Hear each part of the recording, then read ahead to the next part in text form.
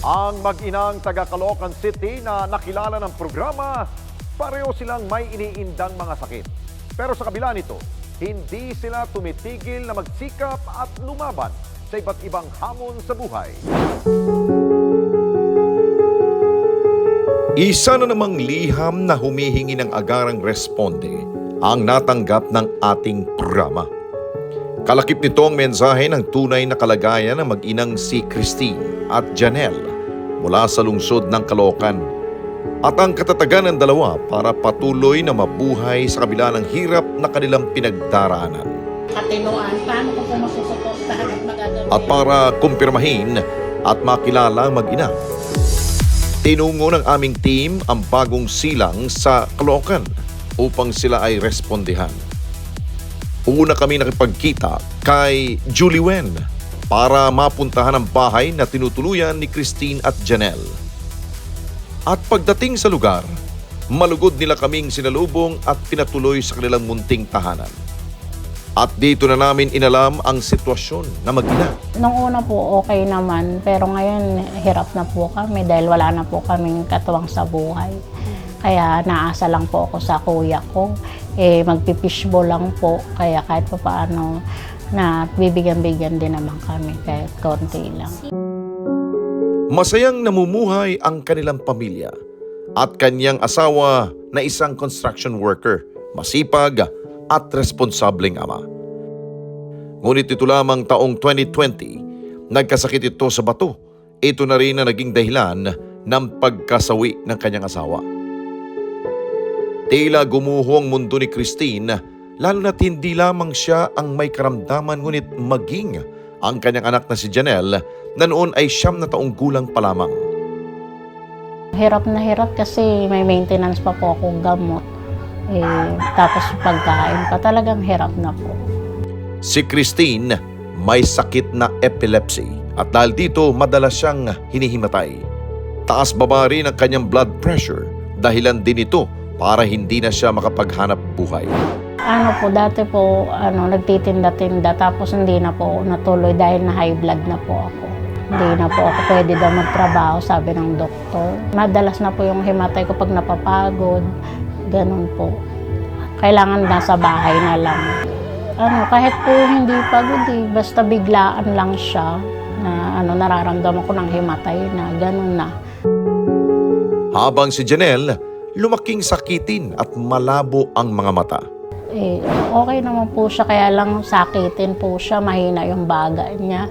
Madali po siyang tabla ng ubo, kunting ubo na yan, nilalagnat. Kailangan may vitamin niya, hindi ko rin masuportahan ng vitamins. Kaya hirap talaga na.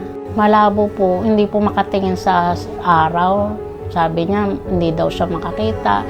Tapos pag nasa school siya, kailangan malapit siya sa blackboard para lang makapagsulat. Napansin ko po siya nung, yung 7 months, parang malabo na nanginginig na yung hilintataon niya.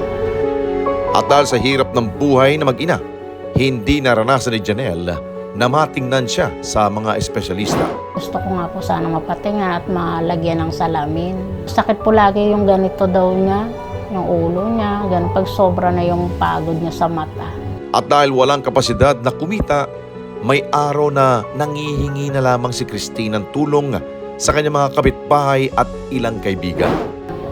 Problema na po ako, nahingi-hingi na po ako sa mga kalapit-bahay, sa kakilala namin, kay Ate Julie. Yun, nabibigyan naman po. Pero balik-balik nga po yung sakit niya dahil walang vitamins na iniinom. Napagalaman din namin na hindi pa nakapag-ayos ng PWD-ID ang mag-ina. Ito ay sa kabila ng ilang taon na nilang pagkakaroon ng sakit. Kasi yung mister ko lang talaga dati yung naglalakad dahil ako hindi po makalakad dahil nawala po ako sa sarili ba. Ngayon lang ako nakabalik sa sariling pag-iisip. Kaya tapos namatay siya, wala nang makapaglakad talaga. Wala na akong maasahan. Tanging nais si Christine ay ang magkaroon ng mapagkakitaan kahit siya ay nasa bahay lamang. Ibinahagi rin niya ang pangarap niya kay Janelle at ito ay ang makatapos ng kolehiyo. Gusto ko po sana yung may pangkabuhayan po kahit dito lang po ako sa bahay para po maalagaan ko rin po siya. Gusto ko po sana makatapos siya ng pag-aaral. Yung pangarap niya, matupad niya po. Sabi niya sa akin, gusto daw niyang matupad ang pangarap niya at gusto niyang matulungan niya ako dahil daw yung kuya ko may edad na. Gusto daw niya masuportahan din yung gamot ko. Para naman kay Janelle, ang pagiging arkitekto ang kanyang ninanais. Ngunit higit sa lahat, gusto niyang maging matagumpay para matulungan ang kanyang ina. Gusto kitang tulungan sa paglaki ko. Gusto ko alagaan kita. At masuportahan sa gamot. Oras na para marespondihan ang mag-ina. Lingid sa kanilang kaalaman, inihanda na ng team ang tulong na sari-sari store para sa kanila.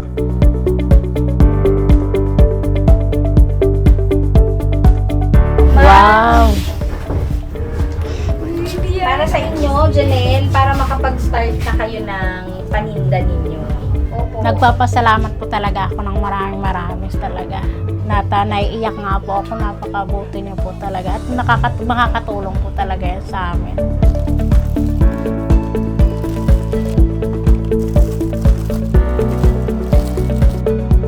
Agad din natin silang isinama sa klinik ng ating karesponde, ang eye specialist na si Dr. Alan Lusong.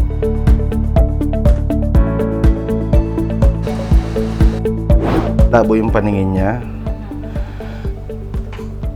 Tapos maggalaw yung mata. May sumasakit sa ulo?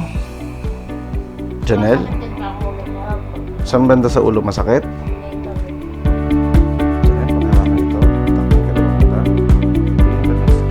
May nababasa ka ba? Wala. Okay. Nakikilala mo ba kung ilan tong daliri ko? Okay, tapos ko pa. Ito, ilan to? Tinukoy ni Dr. Lusong ang sakit ni Janelle bilang nystagmus.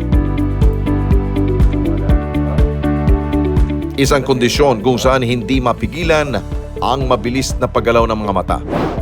Maaring mahina yung muscle niya or yung nerve niya pagdating dun sa function ng movement na papunta dun sa gaze na yun. Hindi niya kayang i-hold. Kaya nahihirapan din yung mata niya. No? Parang meron kang hinahawakan ng isang bagay na kulang yung lakas mo, nanginginig talaga. Okay? So merong hindi parehas na lakas. Wala pang gamot sa nystagmus. Tulad ng sinabi ko sa inyo kanina, ang susubukan natin gawing treatment ay phototherapy.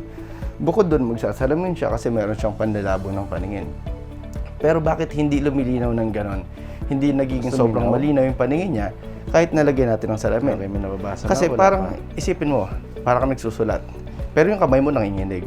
Siyempre, yung sinusulat mo, hindi magiging ganon kadaling basahin. Yung nakikita niya, nanginginig din. Okay? Kaya hindi nagkakaroon ng maayos sa focus. Ganon. So, maaring makita siya ng mas malinaw pa kung sakaling hindi nanginginig yung mata niya.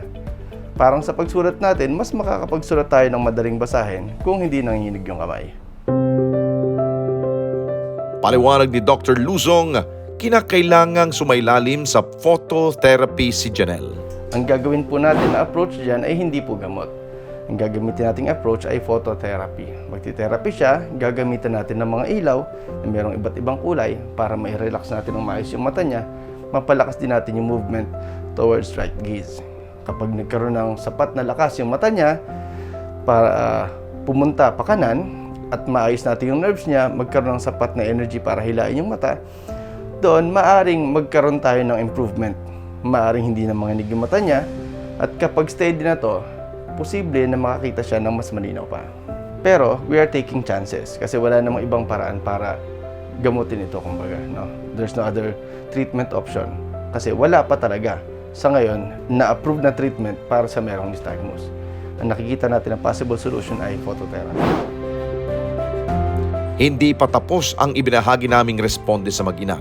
Dahil dagdag sa kanilang sisimulang tindahan, nagpaabot na rin tayo ng financial assistance sa mag-ina. Kasulukuyan din tayong nakipag-ugnayan sa Barangay Bagong Silang Health Center para mabigyan ng vitamins at gamot ang mag-ina.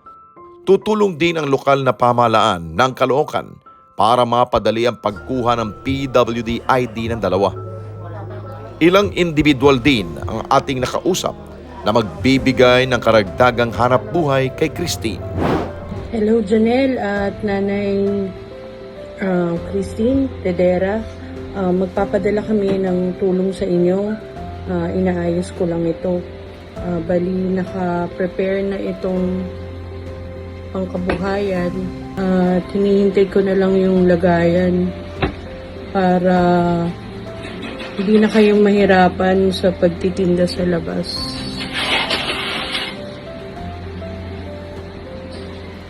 Tapos, bibili pa ako ng bigas at saka dilata. Pag naayos na lahat, ipapadala na lang namin dyan sa bahay niyo. Maraming salamat. Ingat kayo parati mag-ina. God bless. Sa mga nakalipas sa panahon, naging mahirap man ang buhay para kay Christine at Janelle.